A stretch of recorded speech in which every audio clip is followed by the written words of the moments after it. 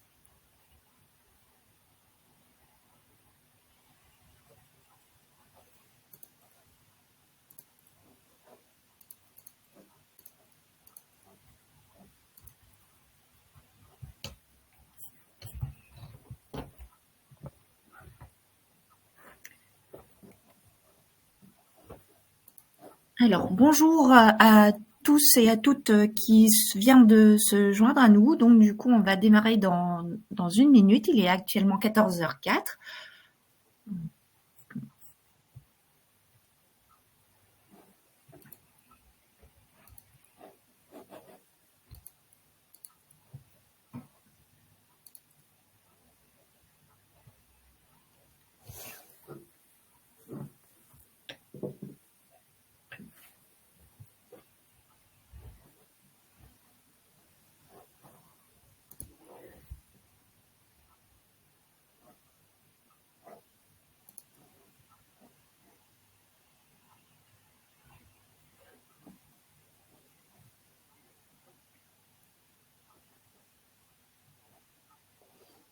pense qu'on va pouvoir démarrer. Ok, très bien. Donc, rebonjour et nous sommes ravis de vous avoir parmi nous pour ce webinaire sur les fonctionnalités du socle maintien en emploi qui a été développé sur Padoa. Donc, je me présente, je suis Davina Wong, référent métier, tout comme ma collègue Caroline Ouriez, qui est référent métier sur le dossier salarié et maintien en emploi. Donc, nous faisons le lien entre les équipes de développement, vos chefs de projet, ainsi que les utilisateurs sur le terrain au sein des services de prévention et de santé au travail pour rassembler le besoin, etc.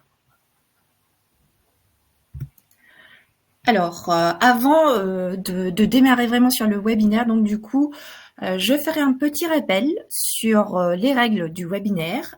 Par la suite, je vais partager la vision Padoa pour le maintien d'emploi. Ensuite, nous ferons un petit rappel sur l'accompagnement qui est prévu sur le déploiement de ces fonctionnalités au sein de vos services. Et par la suite, Caroline va vous faire une démonstration sur les fonctionnalités du socle maintien en emploi. Alors, concernant les règles du webinaire, donc on aura 1 heure de présentation ensemble avec la démonstration.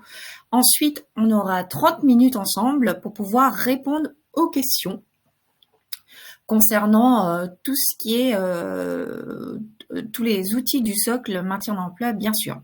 Alors, vos micros et caméras sont coupés et c'est normal, c'est pour le confort de tout le monde, pour que tout le monde puisse suivre attentivement la présentation et la démonstration. Alors, il y a quelque chose, bien sûr, qu'on aimerait mettre en avant aussi, c'est l'affichage de la présentation en plein écran sur vos ordinateurs. Donc, du coup, en fait, en bas de votre fenêtre de Livestorm, vous avez un icône qui s'appelle affichage. En fait, si vous cliquez dessus, ensuite, vous pouvez choisir plein écran et ainsi, vous aurez un visuel plus grand sur votre écran pour pouvoir suivre la présentation. Enfin, une session est enregistrée en fait pour pouvoir être diffusée en replay aux personnes n'ayant pas pu assister au webinaire. Et par la suite, suite à la fin de ce webinaire, vous aurez également un mail avec un lien vers le replay. Alors, concernant vos questions, puisque vos micros sont coupés, vous pouvez poser vos questions en fait à partir de l'outil de Livestorm qui s'appelle questions avec le point d'interrogation en bas à droite de votre écran. Donc du coup, l'une d'entre nous, Caroline ou moi-même, on vous répondra soit en direct, soit en tapant directement la réponse dans l'outil. Donc, lorsque vous posez vos questions, surtout, n'hésitez pas de donner du contexte à vos questions. Parce que c'est vrai que des fois, dans le feu de l'action, on pose une question où on rebondit.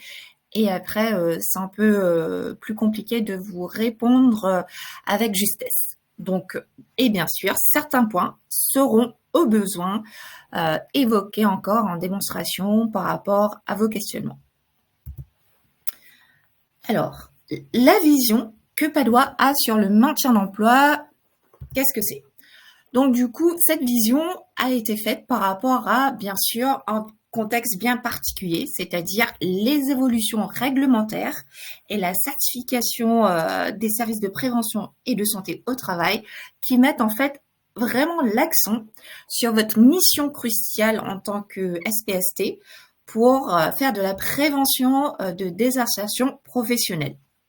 Donc, notre mission en tant qu'éditeur de logiciels à Padoa, c'est de vous outiller, vous, les services de prévention et de santé au travail, pour vous permettre en fait de rendre votre activité PDP plus efficace, plus visible et bien sûr plus pilotable.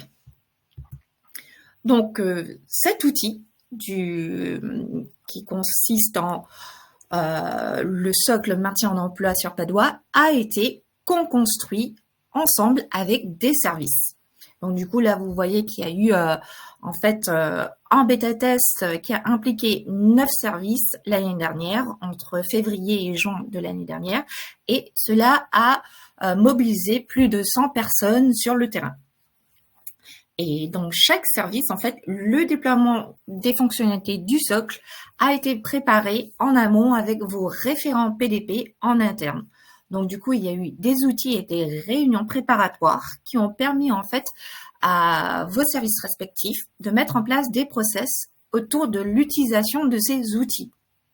Donc, ce webinaire va vous permettre en fait de démarrer sereinement sur ces nouveaux outils qui vous ont été mis à disposition ou qui vont être bientôt mis à disposition. Mais il est vraiment indispensable, bien sûr, de vous renseigner auprès de vos référents PDP en interne sur tous les process qui ont été mis en place autour de leur utilisation au sein de vos services. Cela, on va vous le répéter plusieurs fois lors de ce webinaire, parce que là, on va vous montrer vraiment la prise en main de ces outils, mais nous savons très bien que chaque service a des fonctionnements différents et donc a des process mis en place pour faire vraiment de la coordination pluridisciplinaire en interne. Alors, en tant que professionnel de santé, donc du coup, comment est-ce que ces outils vont se concrétiser dans mon quotidien avec les salariés que je suis? Donc, en fait, premièrement, avec les indices, c'est-à-dire les indices de risque de désinsertion professionnelle et l'indice de risque d'inaptitude, je repère les salariés le plus tôt possible. Donc, du coup, je fais de la prévention primaire. Par la suite, j'ouvre un plan de maintien d'emploi. Un plan de maintien d'emploi égale un dossier PDP dans le cadre de la certification.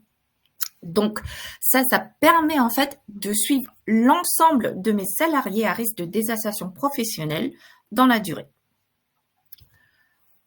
Après, je peux faire un signalement à la cellule PDP en interne lorsque j'ai besoin d'un aide, de l'expertise en fait de la cellule PDP, bien sûr, après le recueil du consentement du salarié. Alors, ensuite, ce que je peux faire aussi en tant que professionnel de santé ou d'intervenant PDP, c'est je peux mettre en place des actions seules, ça veut dire un dispositif, par exemple, comme une action ponctuelle ou en collaboration avec la cellule PDP. C'est-à-dire qu'il y a un suivi pluridisciplinaire dans la durée, etc. Tout ça, on va vous l'expliciter lors de la démonstration par Caroline. Et enfin, je fais le suivi, en fait, c'est-à-dire je mets à jour le plan de maintien d'emploi, c'est-à-dire je trace également toutes les actions que je mets en place pour le suivi PDP de mon salarié. Et après, je peux clôturer les plans de maintien d'emploi. Alors, avec les indices, je disais que je repère les salariés le plus tôt possible. Donc, je vais pouvoir évaluer d'abord le risque d'inaptitude, puis le risque de désinsertion professionnelle. Donc, en fait, je peux me poser la bonne question. Même si mon salarié est inapte, pourra-t-il facilement rebondir dans un emploi? Donc, du coup, c'est un repérage précoce depuis n'importe quel type de visite. Au niveau du salarié, on pourra connaître en fait l'évolution entre le début et la fin de prise en charge. Donc du coup, ça sert comme un référentiel commun pour tous les intervenants, PDP ou professionnels de santé. Et au niveau collectif, il y aura des statistiques en fait qui sera disponible sur un secteur d'activité, une CSP ou un adhérent. Alors, par rapport à l'ouverture d'un plan de maintien d'emploi pour pouvoir suivre l'ensemble de mes salariés à risque, donc du coup, cet outil permet de communiquer en fait avec le dossier salarié. Il n'y a pas de double saisie, c'est-à-dire ce que je saisis dans le dossier salarié, s'il y a un champ qui est égal dans le plan de maintien d'emploi, ça va reprendre les informations et vice-versa. Et en fait, ce plan de maintien d'emploi permet vraiment de centraliser toutes les informations sur la prise en charge du salarié. Et c'est l'outil collaboratif dans le cadre de votre travail pluridisciplinaire entre les intervenants PDP et l'équipe médicale. Donc, maintenant, par rapport au signalement à la cellule PDP. Donc, du coup, je vais le faire lorsque j'ai besoin d'un aide de l'expertise de la cellule. Donc, le signalement vers la cellule, c'est possible tout le temps, c'est-à-dire que ce soit en visite avec le salarié en direct ou soit hors visite, c'est-à-dire par la suite. Donc, du coup, ça reste flexible à votre main. Le recueil du consentement du salarié, en fait, permet aux consultants spécialisés, c'est-à-dire conseil de maintien en emploi, assistant social, psychologue, etc., d'accéder à la page sociale du dossier et ainsi qu'au plan de maintien en emploi. Et le signalement, en fait, communique avec le plan. Donc, il n'y a pas de double saisie ici également. Alors, je peux en mettre en place des actions, c'est-à-dire que je réalise le suivi seul, c'est-à-dire une action ponctuelle pour le salarié, ou soit une action qui va durer dans le temps et qui va être faite en collaboration, c'est-à-dire avec l'aide de la cellule PDP. Donc, du coup, je peux faire ces deux types d'actions. Et toutes les actions que je vais pouvoir mettre en place pour mon salarié dans le cadre de son suivi PDP seront tracées et quantifiables, c'est-à-dire toutes les actions, que ce soit les dispositifs, par exemple des essais encadrés, la CRPE, etc., ou encore les actions que vous faites habituellement, c'est-à-dire en courrier d'orientation vers le médecin traitant, les échanges que je fais avec le salarié ou avec l'employeur, ou ainsi qu'avec des AMT. Donc, du coup, ces actions habituelles que je fais déjà en tant que professionnel de santé peuvent être marquées comme relevant du maintien en emploi. Alors, par rapport au suivi maintenant des salariés, je peux le faire depuis mon tableau de bord. Donc, grâce à ce tableau de bord, j'ai la visibilité du suivi des salariés qui sont faits. Donc, j'aurai la visibilité sur tous les champs et je peux faire le pilotage des plans de maintien en emploi, soit de mon équipe, soit de la cellule, à partir de ce tableau de bord, sans entrer dans le dossier salarié. Après, je pourrais filtrer par intervenant interne ou externe, c'est-à-dire par la cellule PDP en interne ou les partenaires externes tels que Cap Emploi. Tout ça, tout à l'heure, Caroline va vous le démontrer lors de la démo. Et après, ensuite, on aura bien sûr des rappels visuels qui pourra vous aider pour pouvoir suivre en fait ce qui a changé au sein du plan de maintien en emploi. C'est-à-dire qu'il y aura des alertes, des dernières activités qui ont été faites dans le plan de maintien en emploi, et également les prochains rappels par rapport aux points de suivi. Maintenant, parlons de la valorisation statistique qui va être disponible pour vous. Donc, du coup, il y aura des tableaux de bord stats qui vont être disponibles pour tous les utilisateurs selon vos profils, bien sûr. Donc, il y aura un tableau de bord par rapport aux indices, les échanges, adaptation de poste, etc. C'est-à-dire qu'il y aura une colonne action de maintien en emploi par rapport aux actions que vous faites habituellement et qui relèvent du maintien en emploi.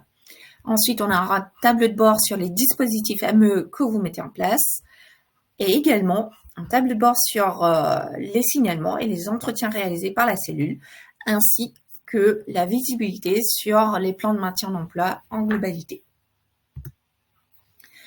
Alors, pour préparer la suite, il y a d'autres évolutions qui sont prévues pour parfaire et pour compléter en fait, complémenter en fait les fonctionnalités du socle maintien en emploi. Donc du coup, actuellement, il y a un chantier prévu par rapport à l'annuaire de contact du service, c'est-à-dire pour pouvoir vous aider à simplifier les échanges entre le service et vos partenaires en externe.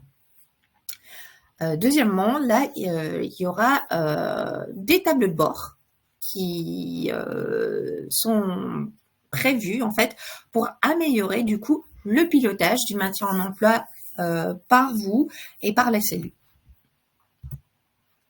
Donc, l'accompagnement maintenant sur le déploiement de ces outils. Donc, on a prévu un passage sur cette évolution en douceur, c'est-à-dire il y aura des sessions webinaires organisées comme aujourd'hui avec des questions-réponses. Ensuite, dans la FAQ, dans le centre d'aide, il y a des supports de prise en main de chacun des outils. Et il y a également des salariés tests qui sont disponibles sur Padoa à votre disposition afin de pouvoir tester ces outils en toute liberté.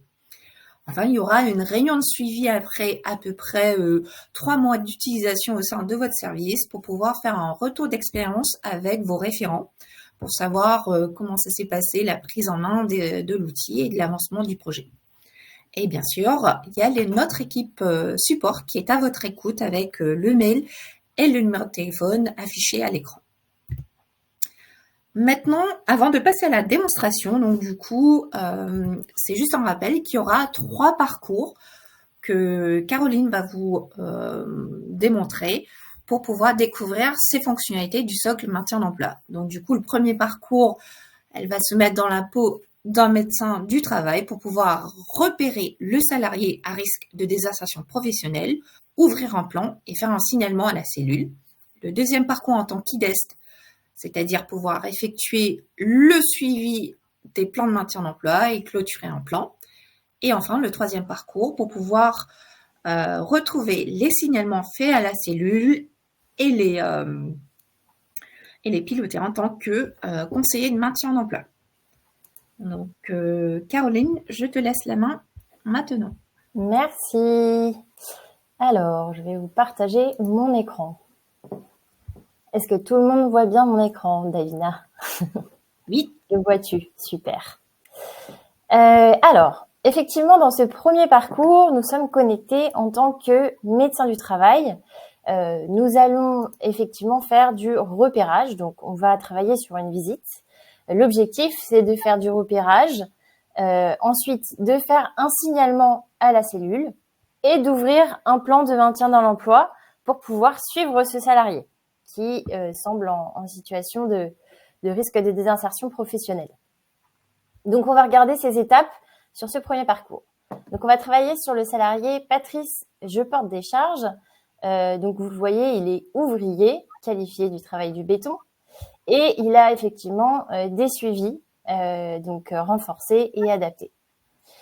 On va aller directement sur son dossier.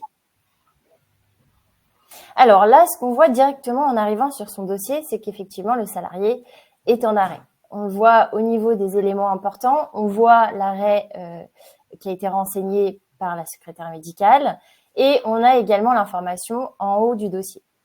Donc, on interroge le salarié et il nous informe que la situation s'est vraiment dégradée depuis la dernière fois.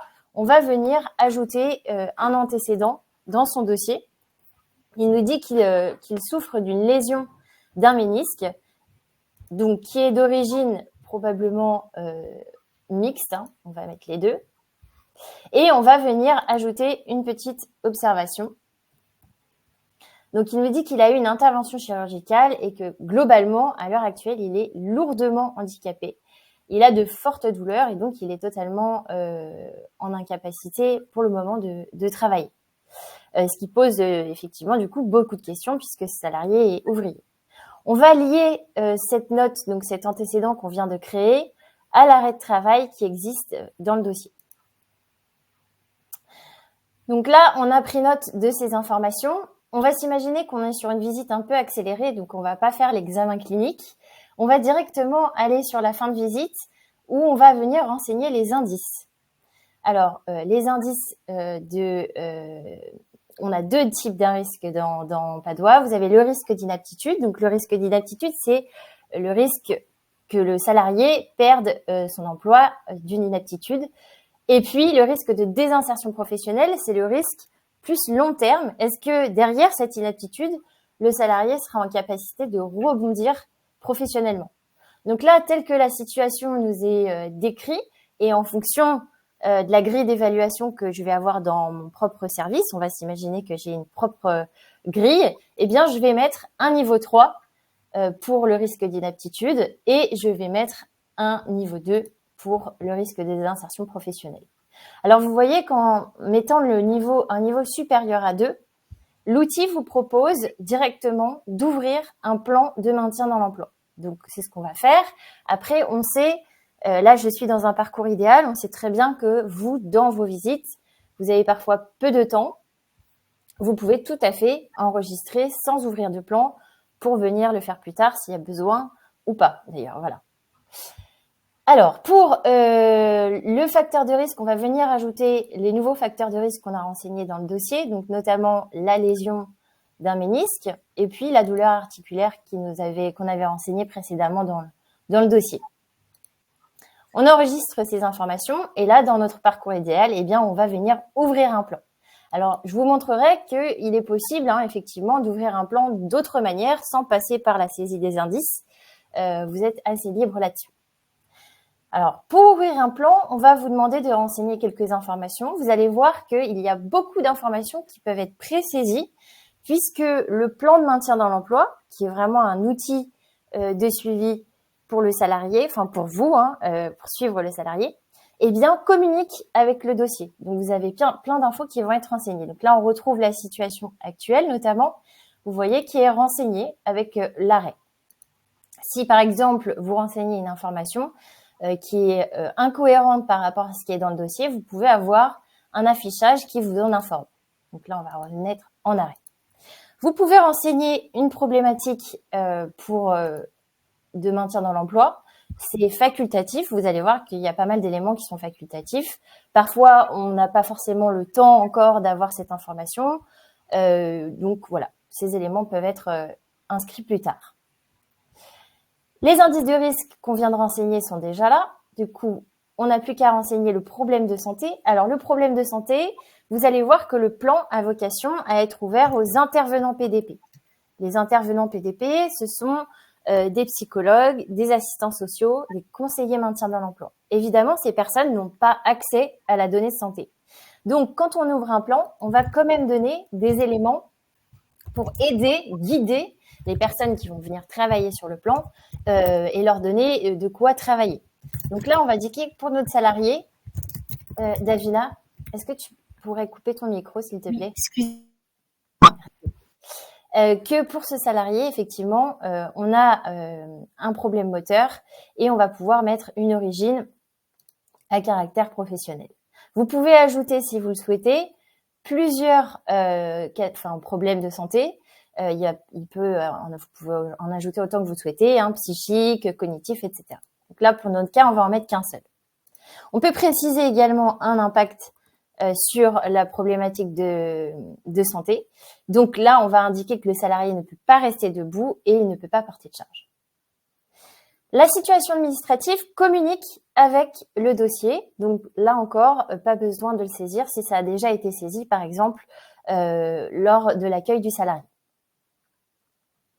Les informations du plan, donc ici, vous voyez, vous êtes placé, donc nous, on est là connecté en tant que docteur Onivera, eh bien, on est automatiquement placé comme demandeur du plan et la date de début, c'est la date du jour. Vous pouvez changer cette date si, par exemple, vous créez le plan plus tard. Et pour l'origine de la demande, voilà, vous pouvez aussi placer d'autres personnes si vous ouvrez un plan pour quelqu'un. Les objectifs du plan. Alors ici, c'est la liste proposée par le docteur Jabès. Donc cette liste est la même pour tous les services. On va venir choisir dans le cas de notre salarié un reclassement externe. Là, vous le voyez, ce sont des champs qui sont facultatifs, encore une fois. On sait que au stade d'ouverture d'un plan, parfois, on n'a pas encore d'objectifs très clairs. Donc, ce sont des éléments qui viendront être ajoutés plus tard. Donc ça, c'est possible de le faire plus tard, évidemment. Vous avez également la possibilité de préconiser des dispositifs. Alors, sur ces dispositifs, on va retrouver les dispositifs issus de la loi du 2 août, je vais y arriver, et également des guides régionaux du maintien dans l'emploi. Donc, vous allez pouvoir les utiliser. On peut en mettre plusieurs. Là, dans notre cas, on va juste utiliser la CRPE. Voilà, donc là, pour le plan, c'est terminé. Vous le voyez, on vous propose également, quand vous créez un plan, eh bien, de faire un signalement vers la cellule si vous en avez besoin. Effectivement, là, encore une fois, je vais rebondir sur ce que disait Davina tout à l'heure. Il faut toujours bien avoir en tête que vous avez des process en interne qui sont à suivre. Donc, eh bien, dans quel cas je vais ouvrir un plan, dans quel cas je vais faire un signalement. Il faut s'interroger là-dessus aussi et du coup, vous tournez vers les process internes qui doivent vous être communiqués. Alors, sur le signalement, vous le voyez, quand on souhaite signaler le salarié à la cellule, on va vous demander de partager des données, de recueillir le consentement du salarié dans l'objectif de partager la donnée sociale aux intervenants PDP. Alors, qu'est-ce qu'on entend par données sociales? Ça va être la page sociale de son dossier et le plan de maintien dans l'emploi. Voilà, donc sans ça, les intervenants PDP, donc les conseillers maintien dans l'emploi, psychologues, assistants sociaux, ne pourront pas accéder au plan. Donc ça peut être fait plus tard, hein, évidemment. Parfois, on n'a pas, on peut pas le faire tout de suite. Ça va aussi dépendre des process en interne. Dans certains services, le consentement est recueilli directement par le consultant spécialisé, donc le psychologue par exemple, lors de l'accueil du salarié. C'est des pratiques qui sont à voir en interne, mais on vous montre que c'est possible de s'en servir. Donc là, notre salarié, eh bien, il a consenti au partage de ces infos. L'origine du signalement, eh bien, on est placé automatiquement comme demandeur de ce signalement, mais vous pouvez aussi mettre d'autres personnes. Donc, ça peut être l'employeur, ça peut être également un signalement qui est fait par les associations et autres. Je vais y arriver. Aujourd'hui, j'ai un peu de mal. Et entités avec lesquelles vous travaillez, excusez-moi. Donc là, par exemple, si le signalement a été fait directement par Cap Emploi, eh bien, vous pouvez venir tracer l'origine de ce signalement et derrière, ça sera bien utile pour les statistiques dans le cadre de la certification. Donc voilà, là, on va laisser docteur Amina Onivera, mais sachez qu'il est possible de changer l'origine du signalement. Sur les motifs du signalement, ces motifs, ce sont des motifs qui sont à la main de votre service. Donc, il est possible que de votre côté, vous n'ayez pas les mêmes. Pas de panique, hein, ce sont du coup des motifs qui sont personnalisables par service. Donc, nous, dans notre cas, pour notre salarié, eh bien, on va mettre un appui à la réorientation professionnelle. On peut préciser si on souhaite des informations et les préférences du rendez-vous. S'il y a rendez-vous. Voilà. Alors, dans le cas de notre salarié, on a fait un plan de maintien dans l'emploi. Où est-ce que je vais pouvoir retrouver, du coup, mon plan de maintien dans l'emploi? Je vais pouvoir le retrouver dans le plan d'action. Donc là, vous le voyez, il est ici, tout en haut. Et je vais également pouvoir le retrouver sur le tableau de bord. Donc, juste ici, en dessous des éléments importants, je retrouve mon plan. Alors, vous le voyez, on a fait une orientation et vers la cellule PDP. Et donc, tout de suite, on voit dans le plan qu'il y a eu effectivement orientation vers la cellule. Donc là, je clique sur mon plan et on va découvrir ensemble la structure de cet outil qui a pour objectif, je vous le rappelle, d'être collaboratif, mais c'est surtout qui vous permet de faire le suivi de vos salariés en maintien dans l'emploi. Donc, sur la partie gauche, vous avez tous les éléments contextuels du plan, donc notamment son statut avec l'objectif qui sont affichés. Donc là, le statut du plan est actif, nous venons de l'ouvrir. Vous allez voir qu'il y a 3 statuts différents dans Padora. On retrouve également les intervenants. Donc les intervenants, ce sont les personnes qui sont amenées à travailler sur le plan. On peut modifier ces intervenants si on le souhaite. Donc là, vous le voyez automatiquement, comme on a signalé le salarié vers la cellule, eh bien, la cellule PDP est placée comme interlocuteur également sur ce plan. On peut ajouter, si on le souhaite, d'autres structures. Si, par exemple, vous êtes amené à travailler avec Cap Emploi sur un plan, eh bien, vous pouvez ajouter cette structure et ça vous permettra derrière de les retrouver plus facilement. On va également voir les accès. Alors, les accès vont varier en fonction du recueil du consentement du salarié. Effectivement, initialement, le plan est ouvert à l'équipe médicale et s'il y a recueil du consentement du salarié, eh bien, il sera ouvert également aux intervenants PDP. Donc là, comme on a recueilli le consentement, eh bien, on peut ouvrir aux intervenants PDP. En dessous, on retrouve des informations un petit peu plus contextuelles sur le salarié avec des accès rapides qui vous permettent de retrouver les infos RH, les indices de risque, le consentement et la date de prochaine visite. Sur la partie droite, on retrouve une vue d'ensemble. Donc, dans cette vue d'ensemble, on va retrouver les différentes actions que vous allez mettre en place pendant la période d'ouverture du plan. Donc là, on a ouvert le plan ce jour. On a également ce jour préconisé un dispositif CRPE et on a signalé vers la cellule PDP. Donc, on retrouve ces deux actions dans le plan. Si vous ajoutez des actions à partir de ce jour, par exemple, si on fait un courrier pour ce salarié, hop, eh bien, vous allez voir qu'il va s'afficher dans les actions du plan. Ce sont du coup automatiquement des actions qui relèvent du maintien dans l'emploi. Sur cette vue d'ensemble, on retrouve également la situation du salarié, donc il est actuellement en arrêt, et on retrouve la date de prochain suivi à réaliser. On a l'outil de tâches que vous connaissiez déjà, qui est disponible sur les dossiers, et vous pouvez du coup vous créer des tâches à partir d'un plan. Donc par exemple, appeler le salarié, et on va se mettre une date. Voilà, donc là, on a créé une note qu'on retrouvera comme les autres notes depuis le tableau de bord. On a un outil de notes également. Alors, à l'inverse des tâches, qui sont soit vos propres tâches, soit des tâches que vous assignez, les notes, c'est vraiment un outil qui vous permet de partager de l'info à tous ceux qui vont travailler sur le plan. Ça ne peut être que vous, par exemple, note à vous-même, si vous ne créez des plans que pour suivre vos dossiers sans forcément travailler avec d'autres personnes. Mais voilà, c'est quelque chose qui est visible par tous ceux qui accèdent au plan.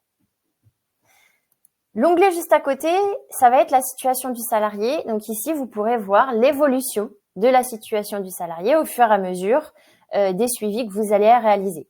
Donc là, c'est la situation à l'instant T. Vous verrez que dans la démo, je vous montrerai plus tard, on peut suivre l'évolution de la situation du salarié facilement grâce à cette page.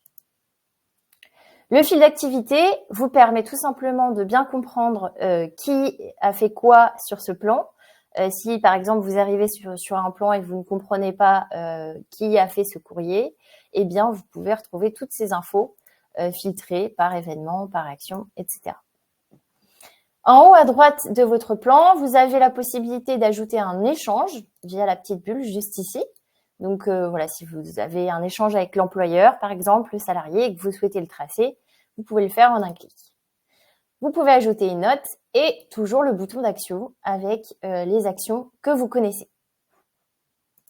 Donc voilà pour la découverte du plan de maintien dans l'emploi. Pour ce parcours, donc on va imaginer que la visite du salarié Patrice du port des charges est terminée. On va passer maintenant au deuxième parcours. Donc cette fois-ci, on va se connecter en tant qu'infirmier et on va réaliser le suivi des plans de maintien dans l'emploi. Hop là. Donc, je fais un peu de teasing parce que vous avez ce petit bandeau en haut que vous n'avez pas, mais que vous aurez bientôt. On vous prépare de nouveaux tableaux de bord. Donc, voilà, d'ici quelques mois, vous pourrez travailler sur de nouveaux tableaux de bord que je ne vais pas vous présenter tout de suite, mais vous aurez ce petit bandeau également. Donc là, je suis connectée en tant que Lise Abadio, donc infirmier. J'aurais pu le faire aussi en tant que médecin. C'est exactement la même chose. C'est simplement pour vous montrer que tous les profils peuvent travailler sur le maintien dans l'emploi. Donc, depuis le tableau de bord, j'ai un onglet qui s'appelle Plan de maintien dans l'emploi, sur lequel je vais pouvoir retrouver tous les plans sur lesquels je travaille. Donc, ces plans, ils sont triés par statut. Donc là, je retrouve des plans clôturés, actifs et en veille. Ah, je me disais aussi, c'est pas mes plans, ça. Voilà. Voilà. Donc là, ce sont mes plans. Donc, je retrouve les différents plans avec leur statut. Donc, vous avez des petits codes couleurs, en veille, actif et clôturé. Donc, actif, c'est un plan sur lequel vous travaillez actuellement. En veille, c'est un plan sur lequel vous aurez un suivi à faire plus tard, mais sur lequel vous n'avez plus d'action à faire.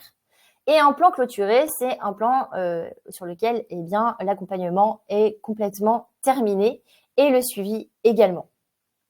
Voilà. Donc, vous pouvez jouer avec les filtres pour ne voir, par exemple, si vous le souhaitez, que les actifs ou en veille. Ensuite, on va retrouver les intervenants. Donc, sur chaque plan, vous pouvez voir qui travaille sur ce plan. Et juste à côté, les structures mobilisées. Donc, je vous le disais tout à l'heure, on a ajouté, par exemple, pour nos salariés, je porte des charges Cap Emploi. Eh bien, vous le voyez, du coup, on retrouve la cellule PDP et Cap Emploi. Alors ça, c'est pratique, notamment si vous faites, par exemple, des staffs avec Cap Emploi de temps en temps. Eh bien, vous pouvez filtrer sur tous vos plans avec Cap Emploi pour pouvoir faire votre point avec eux assez rapidement. Donc, ça peut être assez pratique. Vous pouvez également utiliser le filtre intervenant pour bien retrouver les différents plans avec les intervenants associés. Sur la droite, on retrouve la dernière activité. Donc, la dernière activité, c'est simplement la dernière chose qui a été réalisée sur ce plan. Quand vous passez votre souris dessus, vous voyez, eh bien là, par exemple, pour ce plan, c'est un aménagement de poste qui a été fait par le médecin le 24 janvier. Donc, c'est des éléments pour voir un petit peu l'activité, ce qui s'est passé sur les plans, s'il y a eu quelque chose récemment ou pas. La date de prochain suivi. Alors, cette date de prochain suivi, c'est une date, une périodicité qui est choisie par votre service. C'est-à-dire qu'automatiquement, lorsqu'on crée un plan, eh bien, il y a une date de prochain suivi à réaliser qui est ajoutée. Cette date, elle peut également être à votre main. Vous allez le voir quand on va réaliser le suivi sur des dossiers, eh bien, on va pouvoir modifier cette date de prochain suivi. C'est un petit peu comme pour l'acte futur. Vous avez un acte qui vous est proposé automatiquement, mais vous pouvez tout à fait le modifier si vous en avez besoin dans un cadre particulier. Vous le voyez, on a également des petites bulles. Alors, les petites bulles, ce sont les notes qui sont visibles directement depuis votre tableau de bord. Et puis, vous avez également des petites pastilles qui vous indiquent notamment de changements impactants pour le suivi du salarié. Donc là, par exemple, pour ce salarié, on voit qu'il a été licencié. Donc, c'est une information importante qui nécessite d'aller sur le plan et peut-être de prendre contact avec le salarié. Voilà pour la découverte du plan. Donc, je vous propose qu'on fasse le prochain suivi pour plusieurs plans. Alors, je vais les trier par date de prochain suivi. Et donc, le premier salarié que je vois, c'est Padou Nicolas. Donc, on va venir ouvrir son plan. Donc, on s'était dit de prendre des nouvelles du bilan de compétences, effectivement. On est un petit peu en retard. Et on va venir effectuer le suivi. Donc, ce qu'on peut voir avant, c'est qu'il a eu un bilan de compétences de préconisé et puis des aides pour des prothèses auditives handicap. Donc, on appelle le salarié, on s'imagine qu'on l'appelle et on va effectuer le suivi. Donc, pour ce salarié, actuellement, il est en formation dans l'entreprise initiale. Donc, vous pouvez prendre des notes sur l'échange, c'est absolument pas obligatoire, ou venir mettre à jour directement la situation du salarié. Donc, initialement, il était en arrêt et là, il nous dit par téléphone eh bien, qu'il est en formation dans l'entreprise initiale. Donc, c'est plutôt une bonne avancée. On va venir du coup mettre notre plan en veille et vous le voyez, la date de prochain suivi qui nous est proposée, c'est la date qui est calculée par défaut, qui peut dépendre en fonction des services. Donc là, nous, dans notre cas, c'est pour le mois de juillet. On peut venir la modifier si, par exemple, vous avez besoin de faire un suivi plus tôt. Eh bien, vous pouvez venir modifier pour 6 mois, 1 an, 2 mois ou la date que vous souhaitez. Et ensuite, on va venir enregistrer l'information. Donc là, vous le voyez, notre plan, il est passé en veille.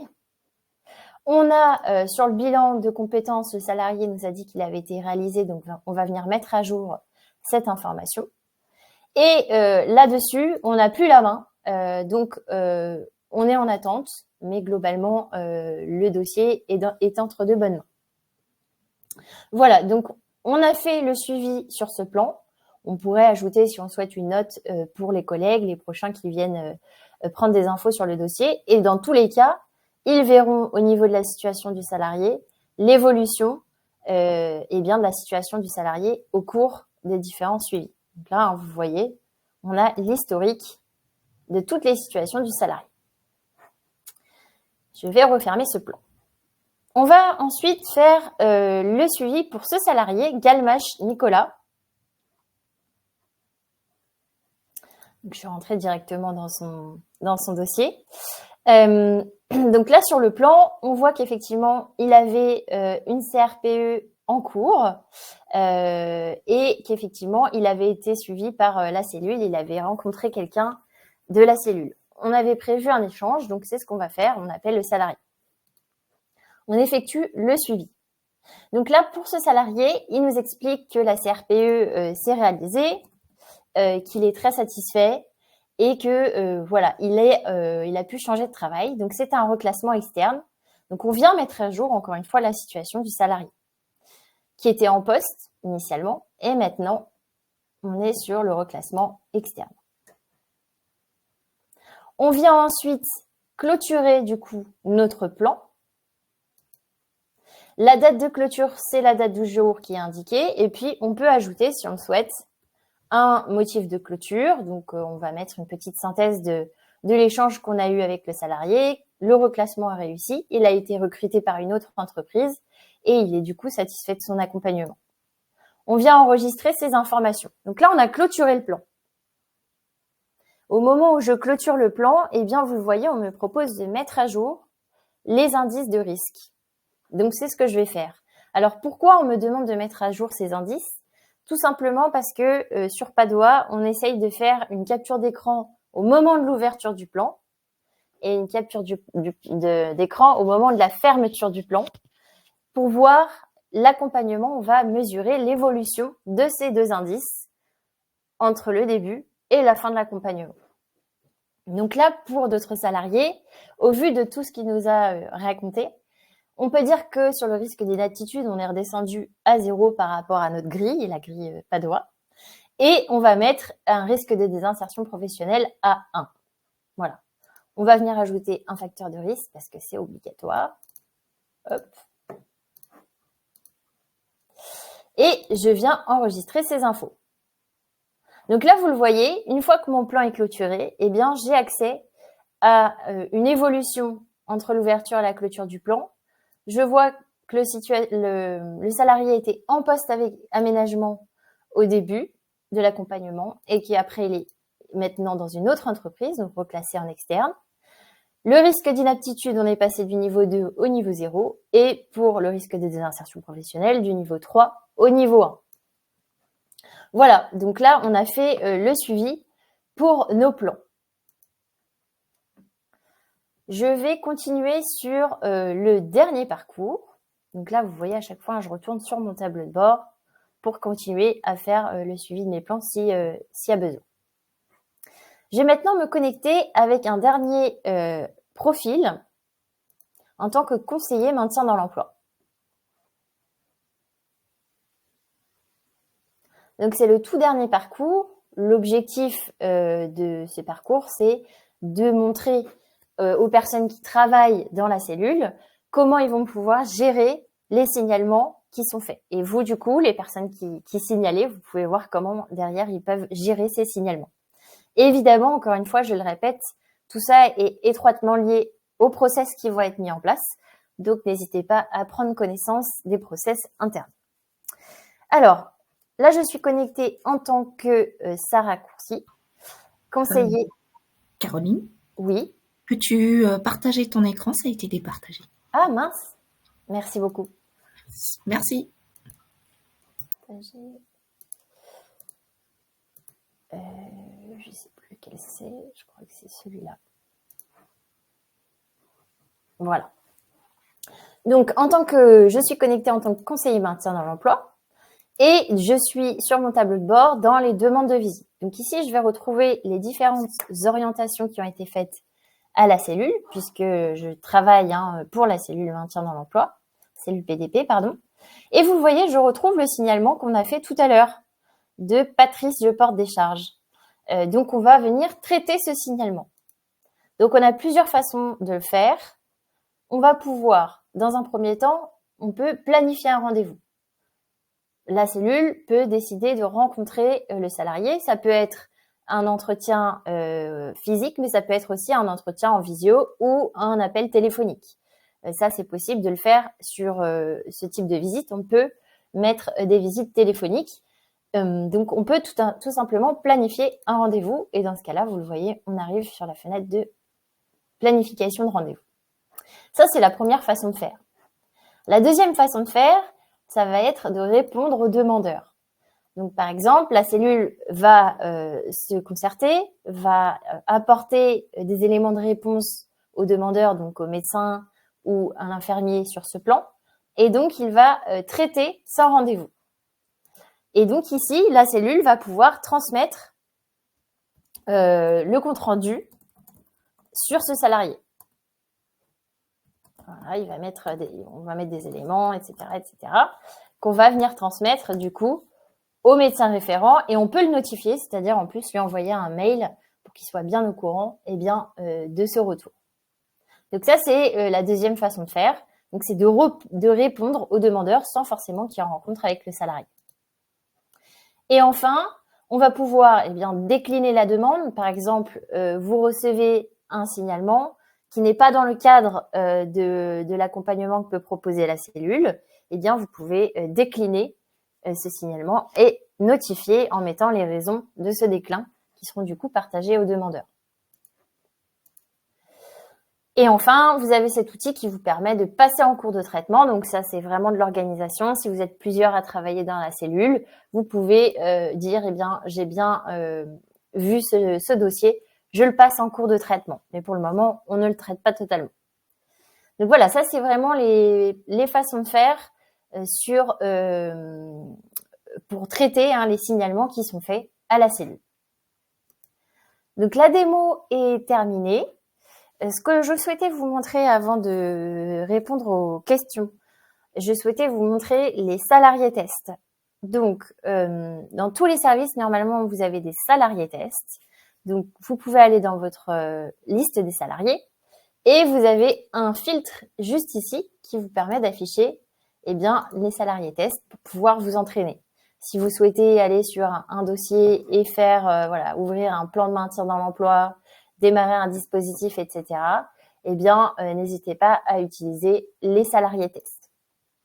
Également, ce que je souhaite préciser, je vais aller sur... je suis connectée en tant que... Bon, c'est pas très grave. Ce que je souhaitais préciser, c'est la nuance, la différence entre démarrer un dispositif et ouvrir un plan de maintien dans l'emploi. Alors, effectivement, les deux éléments, déjà visuellement, se ressemblent. Ça, on l'a noté. Et on va essayer de changer ça. Et effectivement, dans les deux cas, on parle de maintien dans l'emploi. On peut se dire, quelle est la différence? Un dispositif, c'est un dispositif qu'on va pouvoir tracer. Donc, c'est une action qu'on souhaite tracer comme étant un accompagnement qu'on a proposé aux salariés. Le plan de maintien dans l'emploi, c'est ce qu'on va appeler finalement le dossier PDP dans le cadre de la certification et qui derrière a vocation à être un outil plutôt de travail pluridisciplinaire, donc dans lequel on va pouvoir travailler avec d'autres personnes. Dans ce plan de maintien dans l'emploi, on va pouvoir venir ajouter différentes actions et notamment des dispositifs. Donc là, typiquement, on a un plan de maintien dans l'emploi qui est ouvert, vous voyez, on peut aussi ajouter un dispositif pour tracer qu'on a proposé, dans le cadre de l'accompagnement de salariés, un dispositif. Après, dans certains cas, on peut très bien avoir un dispositif sans plan, c'est-à-dire qu'on trace juste le fait qu'effectivement, on a commencé l'accompagnement de ce salarié en lui présentant les premiers papiers, etc., pour qu'il remplisse ses démarches. Ça, vous pouvez le tracer. Voilà, dire que vous l'avez accompagné, vous pouvez le tracer et ça relève du maintien dans l'emploi. Quand un plan est ouvert, toutes les actions qui sont réalisées relèvent du maintien dans l'emploi, donc elles sont marquées de cette manière et derrière, elles remontent évidemment dans les statistiques dans le cadre de la certification. Voilà, je ne sais pas s'il y a des questions, j'ai pas regardé. Alors, merci Caroline. Donc du coup, il y a eu quelques questions qui ont été déjà répondues. Par contre, en attendant que vous posiez vos questions sur ce qui vous a été démontré aujourd'hui, présenté lors de la démonstration par Caroline, Est-ce que, Caro, tu pourrais faire juste un petit rappel sur le recueil du consentement? Parce Bien que le sûr. recueil du consentement, c'est flexible également, ça peut être fait dans un second temps. Et Caroline va vous montrer où est-ce que ça peut être tracé.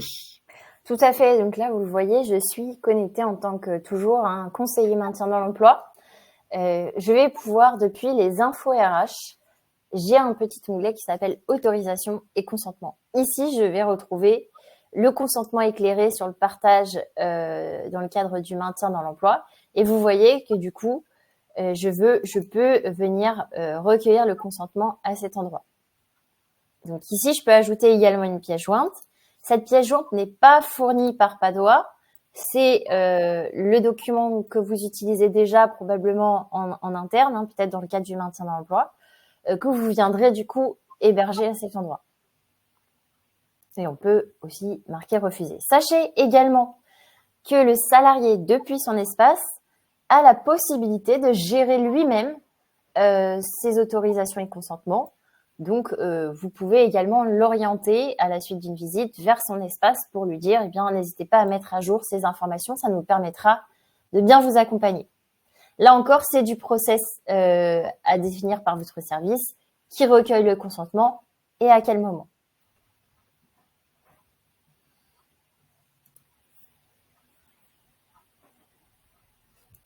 Alors, a-t-on d'autres questions? Non, pas de questions pour le moment, pas d'autres questions pour le moment, mais surtout n'hésitez pas à poser vos questions. Ce moment est dédié vraiment à vos questionnements que vous pourrez avoir par rapport aux outils qui vous ont été présentés aujourd'hui. Donc,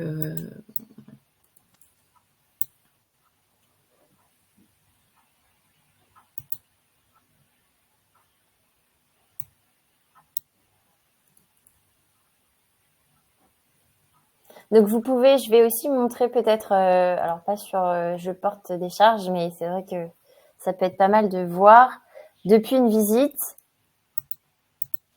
Là, je vous ai montré tout à l'heure avec le salarié Patrice, je porte des charges, un parcours idéal dans une visite où j'ai le temps et on a tout fait, on a ouvert un plan, on a signalé, on a tout complété. On sait bien que les conditions sont pas toujours pareilles quand vous êtes en visite, que parfois ça peut, voilà, vous avez peu de temps, ça peut être des situations compliquées aussi avec le salarié en face.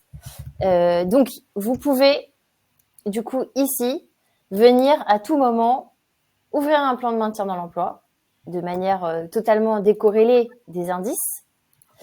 Pardon. Vous pouvez démarrer un dispositif de maintien dans l'emploi. Et pour le signalement, eh bien, il va se trouver ici, dans le bouton Orienter, signaler. On retrouve le signalement à la cellule. Donc en dessous, on a les orientations internes vers les assistants sociaux, psychologues, s'il y en a. Et le signalement se retrouvera ici. Donc on peut tout à fait faire un signalement de manière indépendante, sans ouvrir de plan. Voilà. Là-dessus, vous avez le même, vous voyez exactement le même formulaire qu'on a rempli ensemble lorsqu'on a ouvert un plan. C'est globalement les mêmes informations qui vous sont demandées avec autant d'éléments facultatifs et autant d'éléments qui sont pré-renseignés.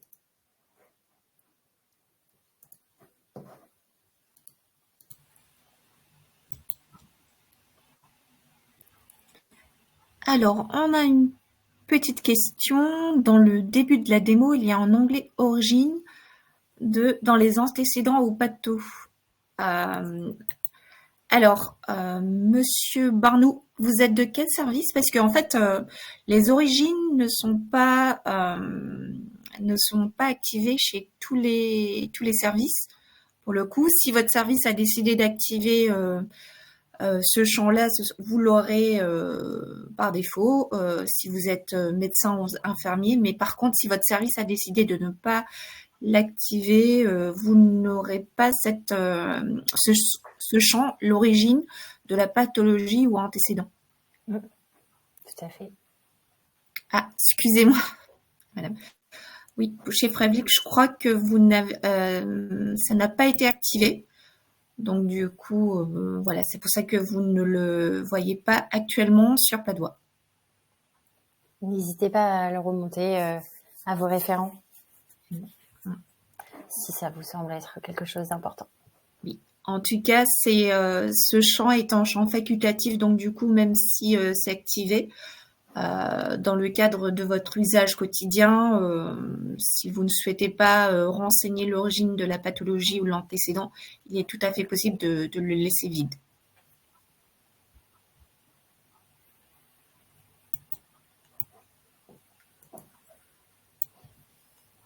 Alors, avez-vous d'autres questionnements? On va laisser quelques minutes le temps d'avoir des questions. On en profite pour faire de la pub sur la saisie type.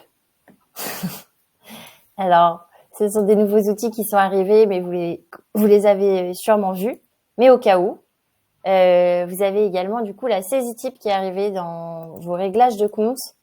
Donc, vous cliquez sur vos initiales, réglages de compte. Vous avez un onglet saisie type qui vous permet de vous créer tout plein de saisie types que vous pouvez derrière venir réutiliser dans le dossier sur quasiment toutes les rubriques du dossier. Et notamment sur l'examen clinique avec la possibilité de se créer des saisies types pour les RAS. Donc, ce sont des saisies qui viendront s'ajouter automatiquement lorsque vous ajoutez RAS sur ces appareils. Donc, n'hésitez pas à utiliser cette saisie type qui est très pratique. Et derrière, pour vous en servir dans les dossiers, eh bien, vous avez ce bouton qui est apparu. Donc, si vous avez de la saisie type enregistrée, hop, ça viendra la chercher. Et vous avez également un raccourci en utilisant le point virgule x2. Si vous tapez 2 fois point virgule, eh bien, ça vous saisit votre saisie type. Et ce, dans toutes les rubriques du dossier, notamment dans l'examen clinique. Hop. On va faire un petit test. Voilà. Donc ici, je retrouve mes éléments de saisie type. Si j'en ai plusieurs s'affichent. Et quand je mets RAS, eh bien, voilà, ça va me renseigner mes textes préenregistrés. Bon, voilà, j'ai fait un peu de pub. Merci, Caro. Nous n'avons toujours pas de questions. Ok, ben, je propose que nous mettions fin à cette séance, du coup. Alors, vous aurez le replay disponible s'il y a besoin. Et vous avez normalement des éléments de réponse également sur le centre d'aide. Voilà, donc n'hésitez pas si vous avez besoin d'autres documentations. Merci à tous, très bonne journée. Merci. Bonne fin de journée, au revoir. Au revoir.